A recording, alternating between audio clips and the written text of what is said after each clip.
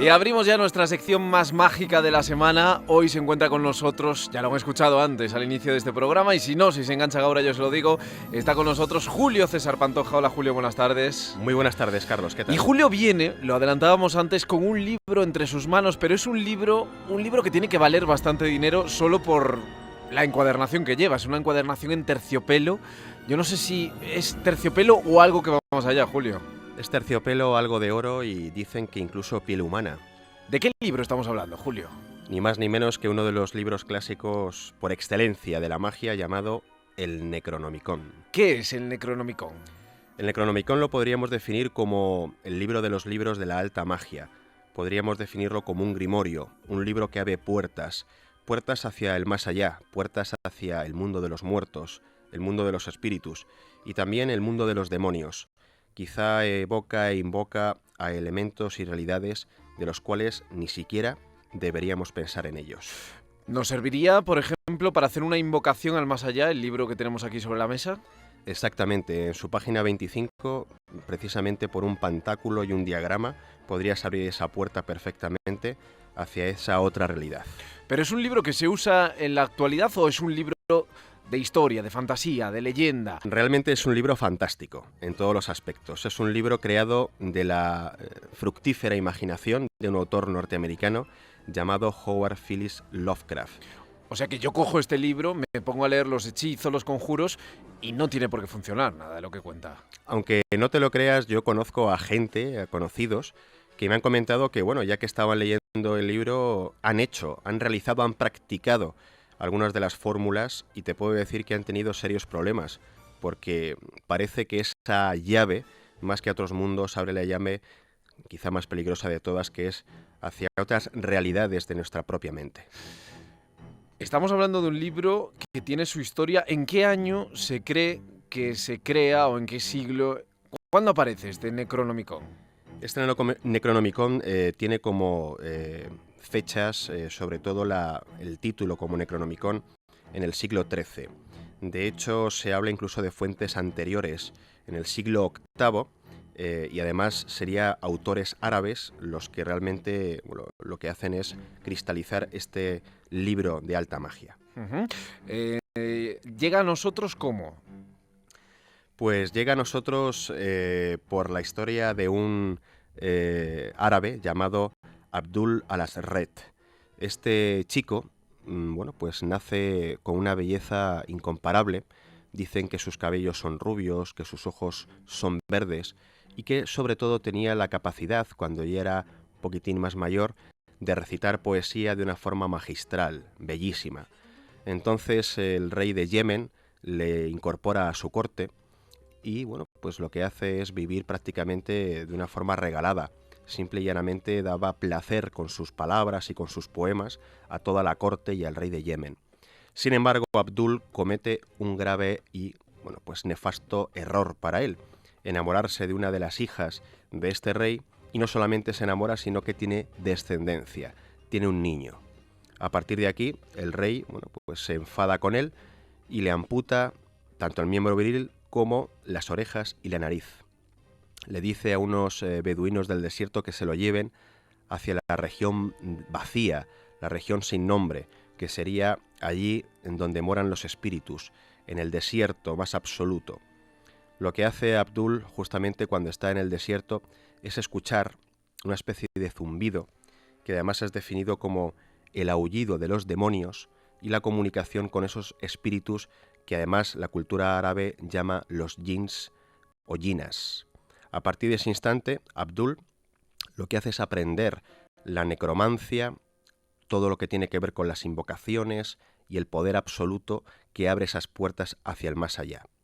A partir de ese momento escribe con sangre humana, y además lo forra también con piel humana, este Necronomicon, que realmente en origen tendría ese nombre árabe llamado Al-Azif, que significa el aullido de los demonios.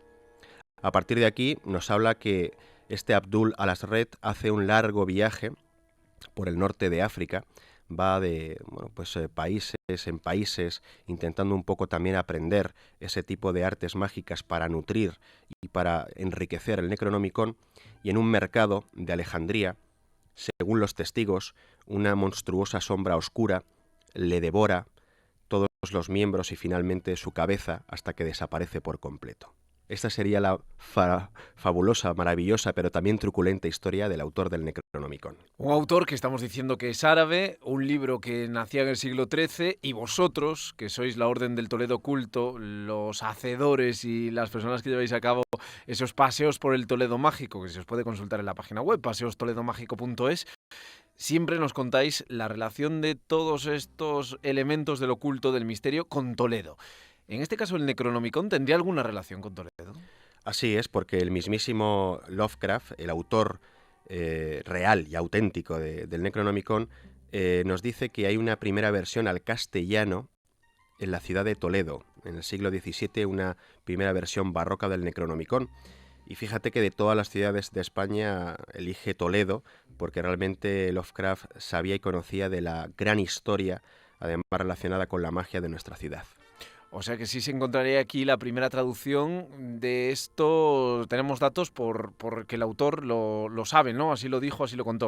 Sí, además es una vinculación, ¿no? Cuando nosotros tenemos esa venida de los musulmanes, de esa cultura islámica, traen fundamentalmente, además de la ciencia, de la medicina, de la arquitectura, traen también un acervo popular que son las leyendas, leyendas que además se codifican muy bien en las Mil y una noches. Sería casi como el culmen, ¿no? de la literatura legendaria.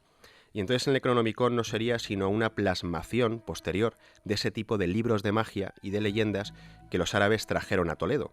Toledo, además, como decíamos antes, bueno, pues era una cuna de magia, de saberes heterodoxos, y bueno, pues llegó a oídos y cruzó el charco de autores como, por ejemplo, Edgar Allan Poe, el cual adaptamos el Pozo y el Péndulo, uno de los maestros de Lovecraft. Por lo tanto, Toledo ha sido muy conocido fuera de nuestras fronteras. A la hora de hablar de literatura fantástica, siempre se ha tomado como una referencia, como una ciudad en donde realmente se estudiaban y se practicaban los conjuros de estos libros maravillosos. Ya solo el nombre del libro da miedo. Necronomicon, ¿qué significa? Necronomicon sería una palabra griega que está compuesta por necros, que significa muerte, y nomos, que significa normativa, ley, costumbre. Por lo tanto, sería el libro de la ley de los muertos. Esa sería la traducción literal del Necronomicon.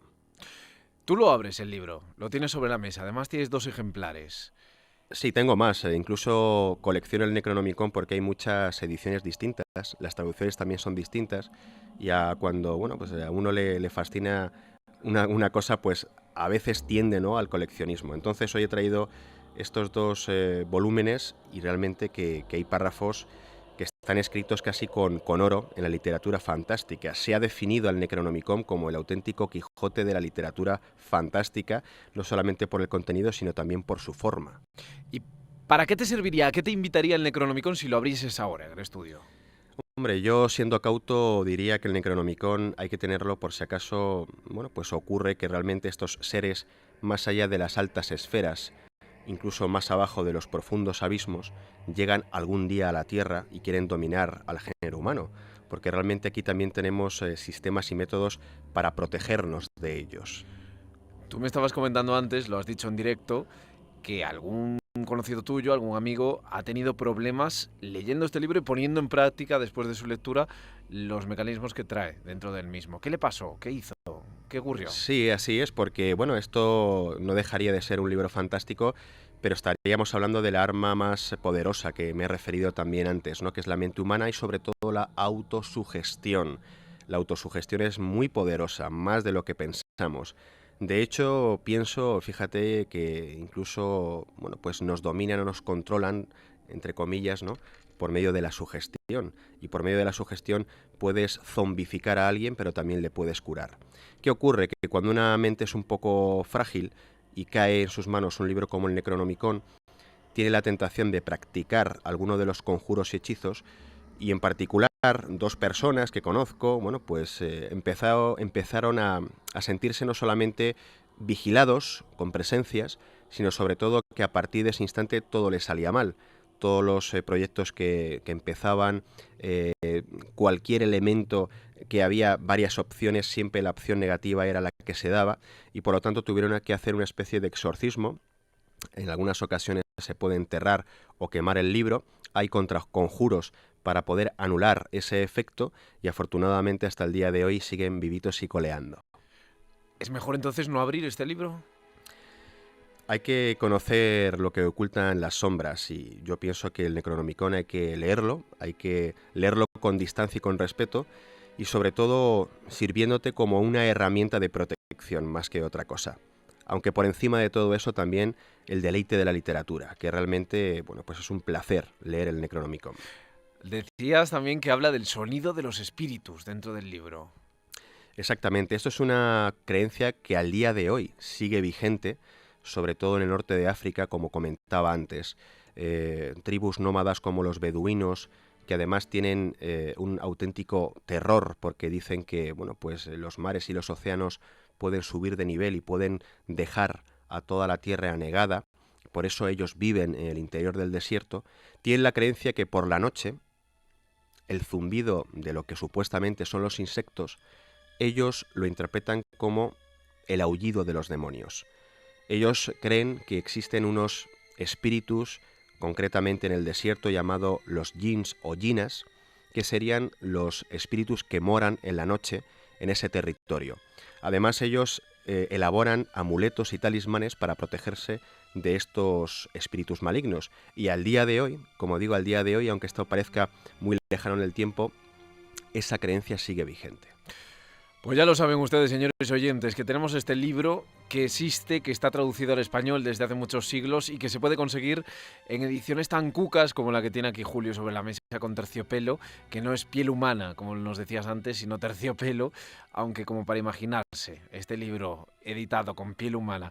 Pues Julio, no sé si nos queda algo por decir del libro con respecto a este volumen de la magia, con respecto a este volumen de la leyenda. Pues si quieres, lo que podemos hacer es leer un pequeño párrafo del Necronomicon para ilustrar un poquitín a los oyentes y para que sepan un poco qué estilo y de qué es de lo que habla justamente esta magnífica obra. Pues me parece la mejor manera de despedir por hoy, por este lunes, esta sección. Así que, Julio, cuando quieras, y a todos ustedes les recordamos que les pueden localizar, pueden aprender todo este tipo de cosas que son interesantes, que ellos no se traen ningún tipo de chuleta de guión, que se lo saben todo, a través de www.paseostoledomágico.es. Julio, el micrófono es tuyo. En estas páginas se encuentran relaciones de las criaturas que viven más allá de las altas esferas, de ciudades perdidas y de otros lugares olvidados por la memoria de la humanidad. Y lo que es más pernicioso todavía, el modo de convocar las almas de los muertos, haciéndolas volver a su barro mortal, y arrancarles, por medio de tormentos, los secretos que yacen ocultos en las raíces del mundo, en cuevas oscuras y bajo las profundidades de los mares. Julio, que no nos pase nada, hasta la semana que viene. Hasta la semana que viene.